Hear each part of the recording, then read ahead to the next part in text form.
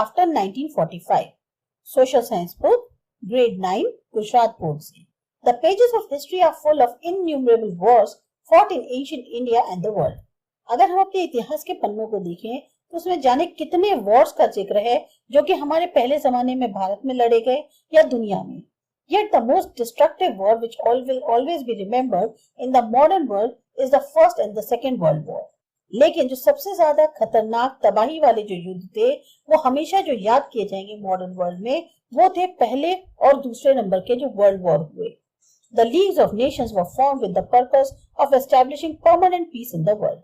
जो लीग था नेशंस का उसको एस्टैब्लिश इसीलिए किया गया ताकि दुनिया में परमानेंट तौर पर शांति बनी रहे. But due to certain limitations it failed and in 1939 World War II broke out. लेकिन कुछ सीमाओं के कारण वो फेल हो गया और 1939 में दूसरा वर्ल्ड वॉर हो गया. The disturbed state of mind and the horrors of the World War II persuaded human beings to once again make efforts for peace and protection of independence. अब एक तरफ से मानसिक संतुलन जो होता है वो थोड़ा खुल जाता है. वर्ल्ड वॉर II के जो भयावह नतीजे निकले उससे जो ह्यूमन बींग्स थे वो एक बार फिर प्रेरित हुए कि नहीं उन्हें कोशिश करनी पड़ेगी कि वो पीस और प्रोटेक्शन जो है अपने इंडिपेंडेंस का फिर से उसको बनाए. This resulted in the establishment of United Nations और फाइनली इसके लिए यूनाइटेड नेशंस का गठन हुआ 24 अक्टूबर 1945 में. अब यूनाइटेड नेशंस चार्टर क्या है? The United Nations Charter starts with the preamble and it explains the goals of United Nations. जो यूनाइटेड नेशन चार्टर है वो प्रियम्बल से शुरू होता है और वो उसमें बताता है कि यूनाइटेड नेशंस के गोल्स क्या हैं. Below are given are the goals. अब क्या क्या गोल्स दिए गए हैं?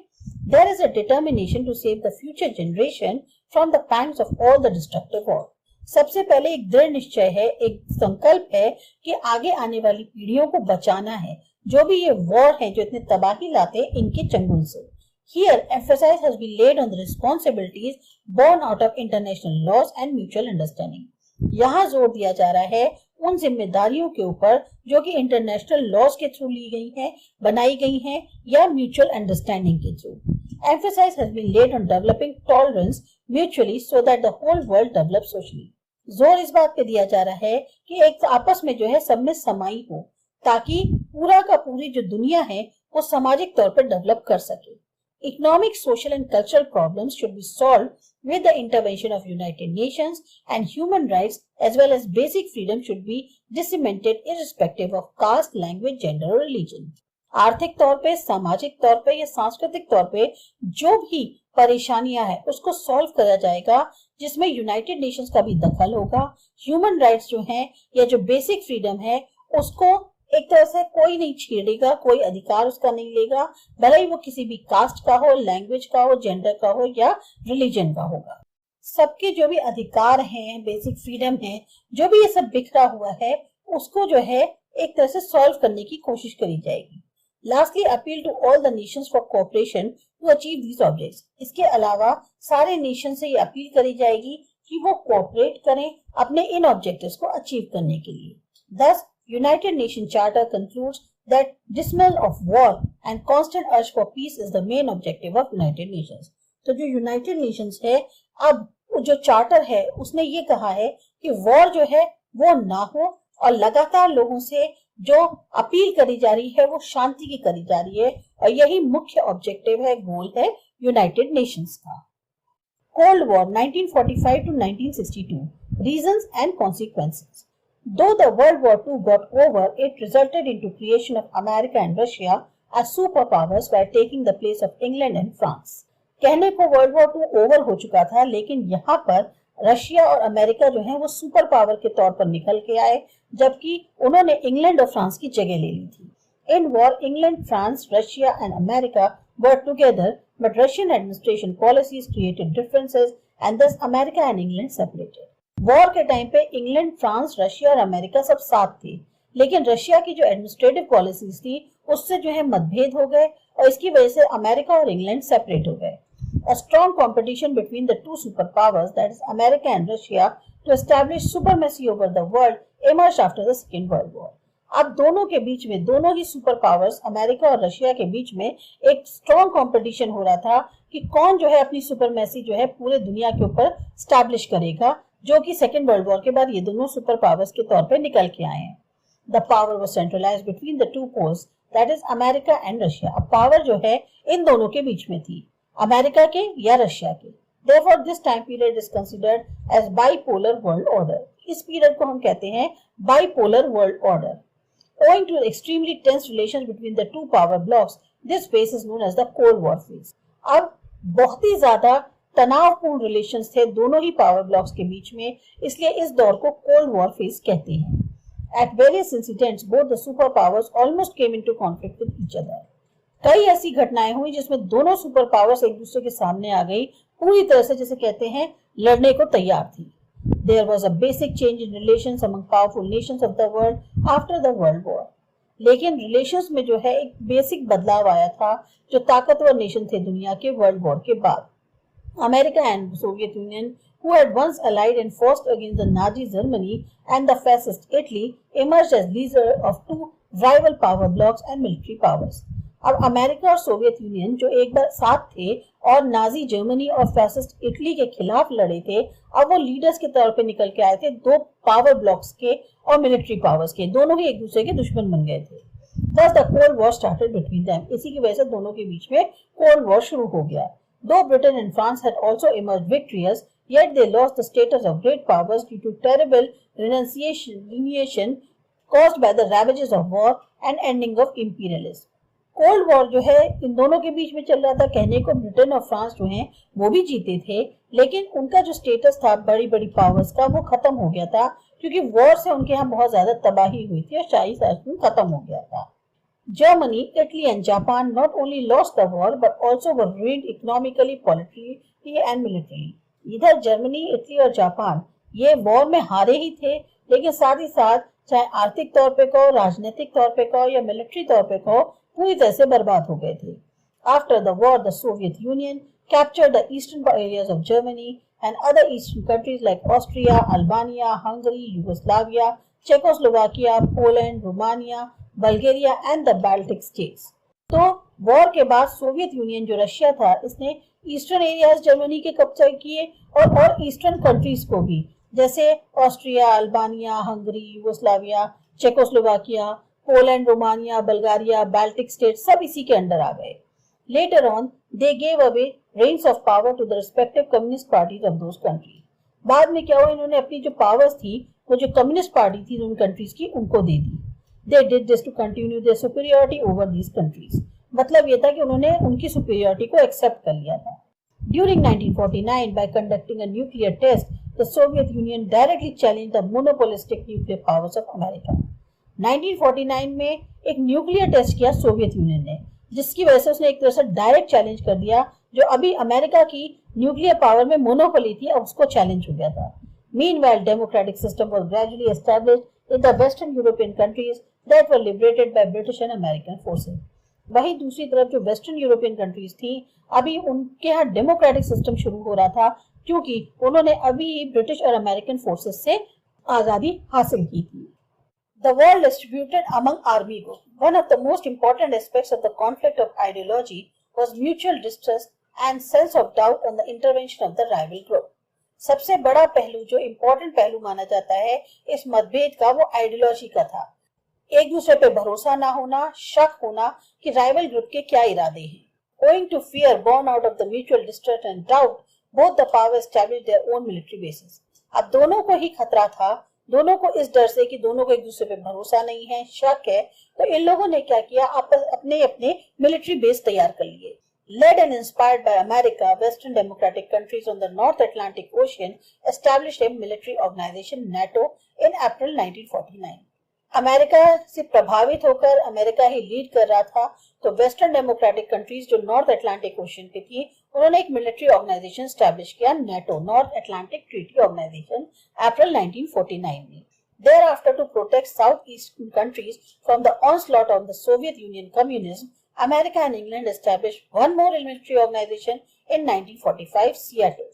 अब उसके बाद जो साउथ ईस्टर्न कंट्रीज हैं उनको सोवियत यूनियन कम्युनिज्म से बचाने के लिए अमेरिका और इंग्लैंड ने एक और मिलिट्री ऑर्गेनाइजेशन 1945 में एस्टैब्लिश किया, जिसका नाम था SEATO, south eastern Asiatic treaty organisation. One more military organization CENTO was established in the Middle Eastern countries under the leadership and inspiration of England. अब एक और military organisation CENTO, central Asia treaty organisation, इसको establish किया गया middle eastern countries में. वहां पर leadership और इंस्पिरेशन कौन रहा? England. Hence, various Arab countries joined CENTO. Later on, America took over its leadership. उसकी वजह से बहुत सारी अरब कंट्रीज ने सेंटो ज्वाइन कर लिया. बाद में अमेरिका ने इसकी लीडरशिप ले ली.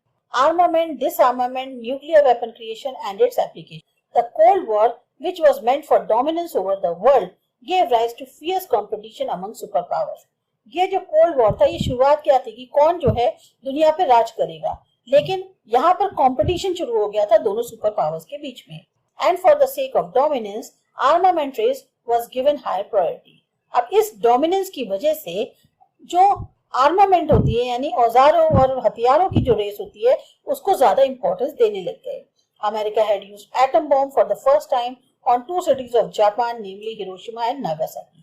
एटम बम जो है उसका इस्तेमाल किया अमेरिका ने पहली बार 2 सिटीज पे जापान के, जिनका नाम था हिरोशिमा और Nagasaki. This way America proved it's supremacy. अब इससे क्या हुआ? अमेरिका की सुपरमेसी साबित हो गई. Within next 4 years, the Soviet Union proved its capacity of making atom bomb by conducting a nuclear test.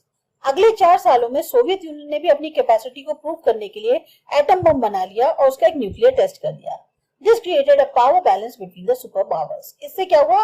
दोनों ही सुपर पावर्स के बीच में एक पावर बैलेंस सा क्रिएट हो गया, क्योंकि दोनों ने ही एटम बम्स बना लिए थे. America declared blockade of the communist Cuba which was on the south east. अब अमेरिका ने क्या किया? जो कम्युनिस्ट क्यूबा था उसकी घेराबंदी कर दी जो साउथ ईस्ट साइड में था. To defend Cuba against the possible attacks of America, the Soviet Union sent ships loaded with nuclear missiles in the Caribbean Sea. अब क्यूबा को बचाने के लिए कि अमेरिका उस पर हमला ना कर दे, जो सोवियत यूनियन था उसने अपने जहाज भेजे जिसमें न्यूक्लियर मिसाइल्स उसने लोड कर दिए कैरिबियन सी के अंदर. Both the super powers threatened each other to use nuclear powers. अब दोनों ही जो सुपर पावर्स थी एक दूसरे को जैसे धमकी दे रहे थे, डरा रहे थे कि वो न्यूक्लियर वेपन का इस्तेमाल कर देंगे.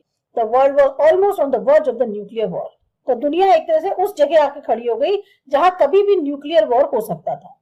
Finally, the leaders of America and the Soviet Union had a talk on the hotline for the first time. Finally क्या हुआ? जो लीडर थे अमेरिका के और सोवियत यूनियन की, उनकी हॉटलाइन पर बात हुई पहली बार. The Soviet Union decided to withdraw its ships and America decided to curb nuclear missiles aimed towards Cuba. Soviet union ने ये निश्चय किया कि ठीक है, हम अपने शिप्स को वापस बुला लेते हैं. अमेरिका ने यह डिसाइड किया कि उन्होंने जो अपनी न्यूक्लियर मिसाइल क्यूबा की तरफ टारगेटेड कर रखे उनको वो हटा लेगा. The whole episode is known as Cuban Crisis और इस पूरे एपिसोड को Cuban Crisis नाम दिया गया. This episode is very important episode in world politics और ये एपिसोड खास तौर से बहुत इंपॉर्टेंट माना गया है वर्ल्ड पॉलिटिक्स में. It begins communication between two superpowers, क्योंकि यहीं पे ऐसा हुआ कि दो सुपर पावर्स के बीच में बातचीत की शुरुआत हुई. This incident is important towards the process of disarmament of nuclear weapons. ये घटना इसलिए भी महत्वपूर्ण है क्योंकि यहीं से जो न्यूक्लियर वेपन्स थे उनको ना इस्तेमाल करा जाए उसकी प्रक्रिया भी शुरू हुई. The entire Cuban crisis is considered as the beginning of the end of the cold war. और ये जो पूरी की पूरी क्यूबन क्राइसिस थी, इसको ये मान के चल रहे हैं कि ये शुरुआत थी कि कोल्ड वॉर खत्म हुआ. America, the Soviet union and the Britain agreed on maintaining control over nuclear production, experiment and proliferation. अब अमेरिका, सोवियत यूनियन और ब्रिटेन तीनों ने मान लिया कि ठीक है, वो जो अपनी न्यूक्लियर प्रोडक्शन है उस पर कंट्रोल करेंगे, जो एक्सपेरिमेंट्स कर रहे हैं उन पे सब पे लिमिट लगाएंगे और जो इकट्ठा कर रहे हैं उनको जो है मतलब एक लिमिट तक करेंगे. This agreement is known as partial nuclear test ban treaty. इसको नाम दिया गया एग्रीमेंट को partial nuclear test ban treaty. France of course refuse to sign this treaty. और फ्रांस ने इस ट्रीटी को साइन करने से मना कर दिया. ट्रीटी मतलब संधि. China also conducted a nuclear test in 1964 and refused to sign the treaty. China ने भी जो है न्यूक्लियर टेस्ट कर दिया 1964 में और उसने भी ट्रीटी साइन करने से मना कर दिया. This treaty imposed ban on conducting a nuclear test in opening atmosphere. ये जो ट्रीटी थी इसमें क्या था कि आप न्यूक्लियर टेस्ट जो है खुले वातावरण में नहीं कर सकते, उसके ऊपर एक तरह से बैन लगाया है. And of course, except communist China, the other 4 were already permanent members of the UN Security Council, possessing veto power. और सबको मतलब कहें तो सिर्फ कम्युनिस्ट चाइना को छोड़ दिया जाए तो बाकी जो 4 कंट्रीज थी, अमेरिका, सोवियत यूनियन, ब्रिटेन और फ्रांस, ये पहले से ही परमानेंट मेंबर्स थे यूनाइटेड नेशन सिक्योरिटी काउंसिल के और सबके पास वीटो पावर थी। Apart from the nuclear weapons and missiles, the superpowers have also developed chemical and biological weapons. अब न्यूक्लियर वेपन्स और मिसाइल्स तो थे ही थे इनके पास, इसके अलावा सुपर पावर्स ने अपने यहाँ केमिकल और बायोलॉजिकल वेपन्स भी डेवलप कर लिए। These weapons of mass destruction can kill millions of people without damaging any materialistic wealth.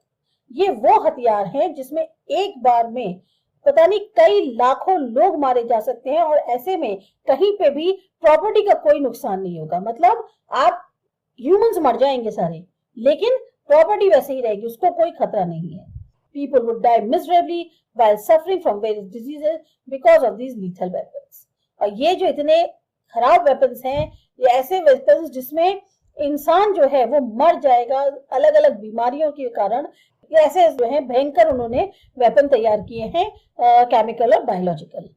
During these decades, many important and far-fetching changes took place in international politics. इन दशकों में बहुत ज्यादा बदलाव आए international politics में। Owing to many reasons, the Cold War among superpowers also ended, and so the nuclear ban treaty helped in this concern.